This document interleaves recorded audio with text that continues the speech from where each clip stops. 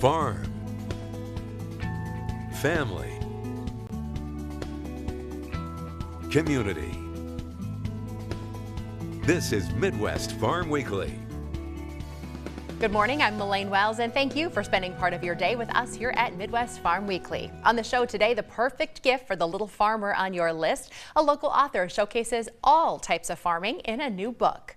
Then crop yields are widely different this year depending on when farmers planted and if they got timely rain. We'll get an update in Life on the Farm. Plus, when Door County win the U.S. presidency? At least that's been the case since 2000. A local farmer talks about the election spotlight that is falling on this community.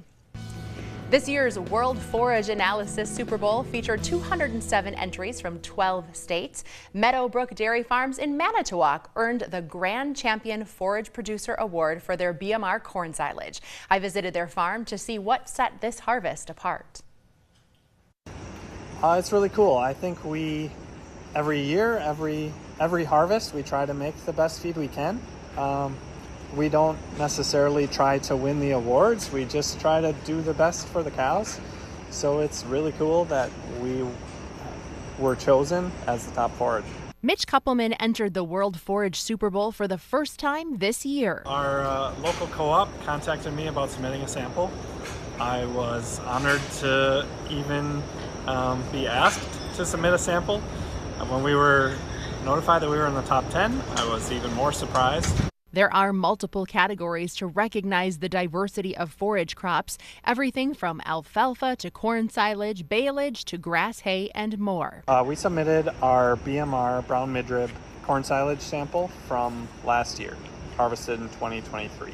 Samples from across North America are analyzed at Dairyland Labs located in De Pere. It's 70% based on the analysis in the lab. So ours was high in milk per ton, in starch. The other 30% is visual. So they looked at how it was harvested, particle length, and just how it looks. Any of the 8 categories could take home the grand prize, this year awarded to Meadowbrook. And while the big check is nice, the true reward is in the barn. It means everything. Without high quality feed, they wouldn't be as healthy as they are. They wouldn't give as much milk as they do. They wouldn't treat us as well if they didn't have the best feed. And the best team working with the land and animals, according to Mitch. I am not an expert at this. I think we have an amazing team of people that support me and help me make the best decisions. So it might say Meadowbrook on the check, but it's definitely not possible without the whole team behind me. The Forage Super Bowl awards more than $26,000 in prizes to farmers each year, and this event has been pushing forage quality forward for 4 decades. Dry weather is leading to rapid harvest this fall. Our new crop report says soybeans are nearly all harvested. That's 4 weeks ahead of an average year. Corn for grain is notably ahead of both last year's pace by 13 days and the average, with 44% of that crop harvested. Harvesting of corn silage, potatoes, vegetables nearly finished. The cranberry harvest continues. Winter wheat planting now 91% complete. That is 10 days ahead of average. About 62% of winter wheat now emerged. 75% of that crop is rated in good to excellent condition. Meanwhile, milk production fell slightly in September compared to last year. This new report from USDA shows that our state's dairy herd remained steady at 1.27 million cows. That's unchanged from August, but there are about 4,000 fewer cows compared to September of last year. Average milk production per cow also fell around 5 pounds. This month, USDA is collecting data from farmers about agricultural labor, and time is running out to submit your responses. This survey is an opportunity for producers to provide accurate information about hired farm labor, including the total number of hired farm workers, the hours worked, and the total wages paid. This data is collected twice a year, and the results will be released in November. Midwest Farm recently spoke with Zippy Duvall, who's the president of the American Farm Bureau Federation. He says finding good help is always a top concern for farmers. Labor's always the first one on the list. You know, everybody needs the help. A lot of people got their children that's graduating from ag colleges wanting to come home. They want to expand the business. To expand, you got to have labor. and you know, so many challenges in the labor realm, and we've been working really hard on that. And you know, we're ready to find a fix, but the solution is not going to happen until we find have a secure border and take that excuse away from our lawmakers. Once we secure the border, I think we can move forward with find a solution to our problem. USDA and the U.S. Department of Labor use that survey data to estimate demand for availability of seasonal agricultural workers. They also use it to establish minimum wage rates for agricultural workers and administer farm labor recruitment and placement service programs. A reminder to fill out the survey if you got one. Well, we are reaching the end of our harvest season. Some farms harvest year-round as their crops are grown indoors. Here's a look at why one Midwest farmer traded his soil for water. Steve Koss has always had his eye on ways to produce efficient farming methods for his family's corn and soybeans. We were always doing something, you know, either building terraces or water conservation, tiling, you know, we could do about anything. And then Koss decided to start something far more self-sustaining, a lettuce farm. And, you know, when I kept looking at this is part of what I liked. I mean, it just seemed like the next natural step to it. Monrita Bernard has worked on the lettuce farm for a couple of years. She says the aquaponic system used to grow many varieties of lettuce introduced her to a new style of farming. Just walking through the doors, I had no idea what to even expect. And coming in and just learning from Steve and hearing all about what it entails to grow the lettuce, and I've just learned so much. The farm uses another delectable food to feed nutrients to the lettuce, tilapia. The fish get fed a special mix that eventually gets filtered by microbes and sent to the lettuce through the water, and the water cycles through the entire farm. Koss is sharing his love for self-sustaining systems with students too. You get into the biology, the chemistry, the horticulture side of it. We enjoy doing tours and helping the kids understand where their food comes from and what it takes to grow it. Koss says aquaponic lettuce is tastier and cleaner than your standard grocer's greens. Since joining the Koss family farm, Bernard can't even look at lettuce the same way when she's in the produce aisle. Nothing comparable to what we have. Ours is so just fresh, and the colors and the texture, I would imagine. I mean, it's so much better. What started as a hobby has become a supplier of lettuce to farmers markets, grocery stores, and even U of I dorms. It's just a pleasure. I mean, I enjoy working with the plants and the fish, and the girls do, you know, also. So, yep, it's about the same. The stress levels aren't quite as high in here as they are out there. No doubt still some management stress happening at that farm. The National FFA Convention and Expo is wrapping up this weekend in Indianapolis. It is the largest gathering of FFA members each year. Students will have the chance to talk with 65 universities from across the country about their programs, ranging from agriculture engineering to business management. Also at the convention, nearly 5,000 FFA degrees will be awarded to outstanding members for their achievements in agricultural education and FFA. There are also numerous volunteer events during this expo. Here's a group shot from some Wisconsin teens lending a hand. FFA has more than 1 million members nationwide in all 50 states, Puerto Rico, and the U.S. Virgin Islands. Still to come on Midwest Farm Weekly, a Door County farmer was featured on 60 Minutes. We'll hear why this county is in the national spotlight ahead of the election. In this week's Life on the Farm, we are talking about the wide range of crop yields across our area and the Midwest. Jeremy Hansen is here from Fox Valley Technical College. Nice to see you. Yes, good morning, Malene. Well, you get out to a lot of farms across our area. Let's talk about what you're seeing starting with soybeans. We're very far ahead with that harvest, but did yields keep up with our hopes? Right. You know, so soybeans surprisingly yielded fairly well. It seems like our lated planted soybeans did better. There were some fields that the rains and everything, we had 6 inches of rain several times on some of these fields, and some of them weren't even worth combining.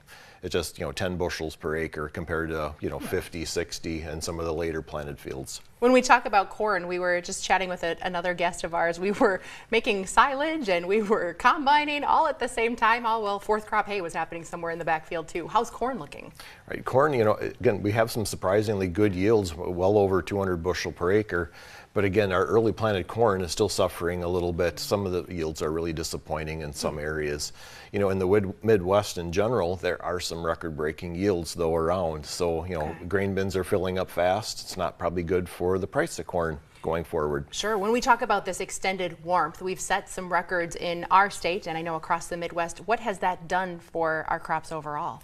Yeah, crops are maturing fast. If you have a combine sitting in your driveway right now, you're probably wrong. So, I mean, things are happening, so. I love when your like true farmer comes out, because that's how people talk about these things. When we look at the picture of tillage, this becomes an interesting conversation, especially after a year like what we have had. And recently Fox Valley Tech made a decision to do some tillage on a field that you previously haven't. Talk about the process to get you to that decision. Right, you know, this early harvest that we're having, it's a good time to evaluate how your crops did. And we had, you know, traditionally no-tilled several fields, and you know, it was a really tough decision. How, you know, should we do some tillage? Should we not? And you know, the thing that came down to it, we had a lot of ruts in it from when the fields were sprayed, and it's just we had that compaction zone. So it took you know, more than just a day to think about this, and we just said let's do the tillage on it and start over. What are some of the tools that you used? I see, you know, we're using a pentrometer here and kind of checking how deep it is. Right, seeing where the compaction zone is, you know, both on the top 3 inches and then down deep, but also, yes, observing field drainage, things like that. We had standing water in those sprayer ruts, and just the decision was made just to start over with the with tillage again. Does that mean you're abandoning the idea of cover crops on there, or will you now plant something back in that field? There will be cover crops this fall. They're probably planted already, and they will continue to be no-tilled in the future on those fields. For some of our farms, we have already checked a few items off of our fall to-do list. Is this a good time to look at our soil, maybe do some additional testing, fertilization? Right. And this is a great time, great weather. If there is soil samples to take, we should probably look at soil samples. Usually the fall right now is when we're starting to plan for next year's.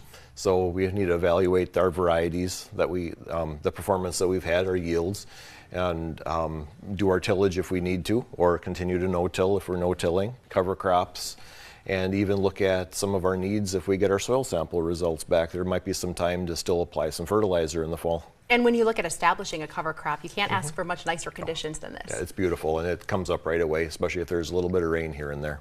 Well, we appreciate your analysis of our region. Let us know how things are going for you. We always like to hear from the farmers in our region. You can watch Jeremy's Life on the Farm segments on our website. Just head to the Midwest Farm section of wearegreenbay.com. We'll be right back.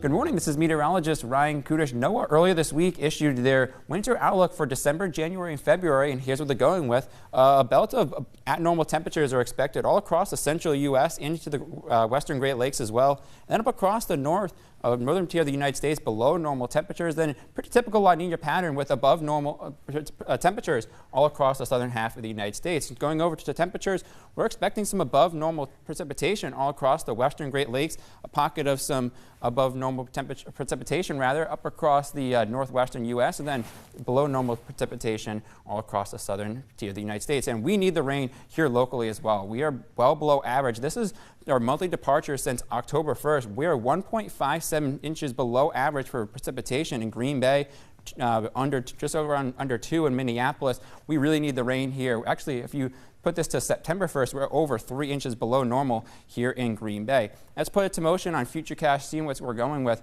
We could see maybe a little bit of shower activity in the western Great Lakes on Monday. This is from the GFS model. Then as we go in time, it looks like another chance of some showers right around Tuesday night into Wednesday. Then that system clears, and we're looking at more dry conditions for the remainder of the week. Here is Halloween. We're looking pretty dry all across the western Great Lakes and northern plains as well. So putting this to numbers, how much we're going to see in terms of rainfall from the GFS is an ensemble model of the numbers we'll see. Looks like a good tier of good plume of moisture is expected all across the western Great Lakes down through Kansas City, but still this is not going to get us really out of this drought, just going to add a little bit of moisture to the ground. Really, we'll take anything we can get. So in terms of temperatures, we're looking at a high of 60 here in Green Bay, some 60s and 70s off to our north and west. We get a little bit warmer into Monday. It looks like a little ridge of high pressure works its way in for a little bit. 67 degrees on Monday here in Green Bay, some 70s and 80s off to our south. Then as we head towards Tuesday, look at this.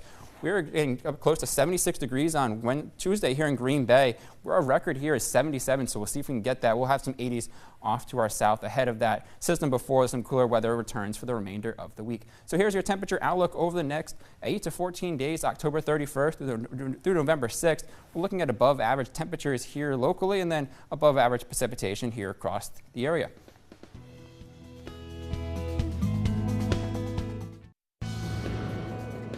Welcome back. Door County may only have a population of 30,000, but it plays a critical role nationally in determining presidential elections. Local 5's Timothy Leteau caught up with a farmer who was recently interviewed on 60 Minutes in their coverage of our upcoming election. Just like the rest of the country, the oldest and most watched news magazine on television, 60 Minutes, is counting down to the election. Want a window into this upcoming election?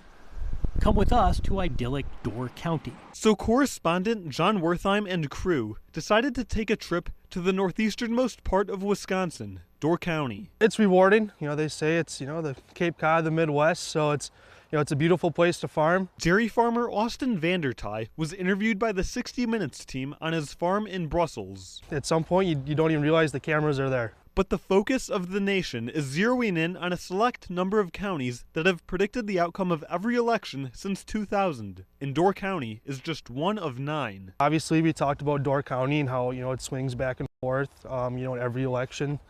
We talked about the role that agriculture plays in that, and not just in Door County, kind of, in the global market as a whole. This year, Vandertye doesn't think the divide between voters could be any closer. It's kind of split 50-50.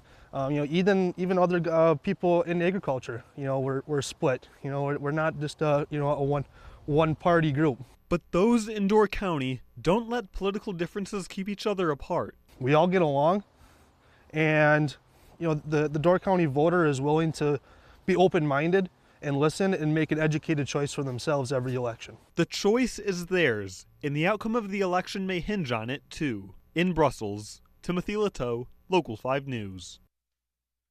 And if you missed this episode of 60 Minutes, you can catch full episodes on its YouTube page. For all the little farmers out there, a new book teaches about many kinds of farms. Author Chase Pagel is here with a look at her newest offering. Nice to see you again. Hi, thanks for having me. Seems like it wasn't that long ago you were here to launch your first book, and we'll remind you all about that. But tell us about the concept of this one. So Big Farms, Little Farms is kind of more of a passion book this time. It does go along with the first book and has one of my children in it and kind of a tale of what they do, but this one really takes in account for all the different types of agriculture and farming in Kewaunee County, Door, and Manitowoc County. So I was able to enlist a few other farm families and bring them along on this book journey.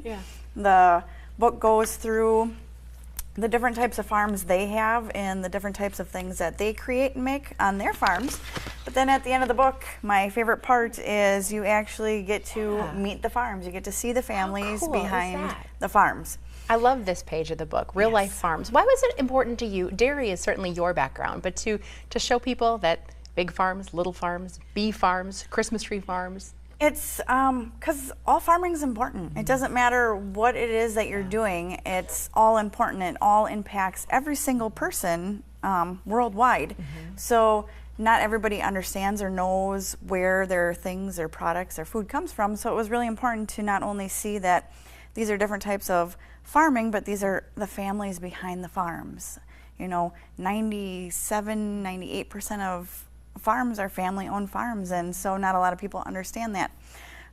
So you actually get to scan the QR code in this book, and it brings you to my website, and there's bios of the families, their farms. You get the picture that goes along with the book, and then if they have websites or a farm that you can visit, that information's on there as well. So I loved that you also said you can go pick your own in some cases, shop at a farm market, shop at a grocery store, because it's a good reminder that all of that food really did start at a farm. And it's just a good reminder, and I know all the families were really excited. hand delivering each of the books before the book actually came out. They were happy faces, there were tears of joy. Just being able to be in something that's going to be out there forever was really important for them to be able to be a part of this. This was the first book, A Cow That Loves Pop-Tarts. That's enough of a tease for you right there. But for our Saturday viewers, briefly, you're going to be at a trick-or-treat event with this book? Yep, we'll be at the Farm Discovery Center this Saturday. We'll be doing a few book readings. You can purchase the book. Okay. And there's some trick-or-treating for the kids. Nice. We've got a couple events coming up throughout the Christmas season. We'll be at the Eisen Tree Farm on Sunday of their open house, November 10th. The best way to find all of those events is to head to Facebook, search for Dairy Diaries, and you're going to see that logo. Give her a follow. You'll see them. Congratulations on the second book. We look forward to even more. Perfect. Thank you. See you guys next weekend.